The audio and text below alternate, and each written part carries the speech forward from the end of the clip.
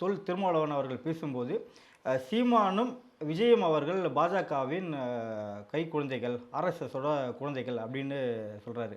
ஏன் அவங்கள வந்து அப்படி சொல்லணும்? இவர்கள் தன்னோட ஓட்டை பிரிச்சுட்டாங்க, இல்லை விஜய் வந்து இனிமேல் பிரிக்க போகிறாரு அப்படின்ற எண்ணம் இப்பயே திருமாவருக்கு வந்துடுச்சா? பிஜேபி, ஆர்எஸ்எஸ் போன்ற சங்க பரிவாரங்களுக்கு சவாலாக இருக்கிற ஒரு கட்சி திராவிட முன்னேற்ற கழகம். இந்த திராவிட முன்னேற்ற கழகத்தை வீழ்த்துறதுக்கு அவங்களால நேரடியாக வீழ்த்த முடியாது, வீழ்த்த முடியலை. முடிவெடுத்து ஒத்துக்கிறாங்க. அது எங்களுக்குள்ள திமுக முடிவெடுக்கப்படுறது கூட்டணி கட்சியை ஒத்துக்கிறாங்க.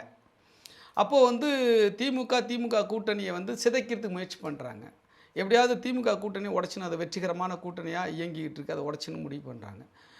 நாங்கள் வெறுமனே வந்து தேர்தலுக்கான கூட்டணி இல்லை, இது கொள்கை கூட்டணியாக இருக்கிறோம். இந்த கொள்கை கூட்டணி எதில் உறுதியாக இருக்கிறது, எந்த புள்ளியில் இணைந்து நிற்கிறது என்று சொன்னால், இங்கே மதவாத சக்திகளை, சனாதன சக்திகளை, சமூக நீதிக்கு எதிரானவர்களை, இந்திய அரசமைப்பு சட்டத்துக்கு எதிரானவர்களை தமிழ் மண்ணில் கால் ஊன்று விடக்கூடாது.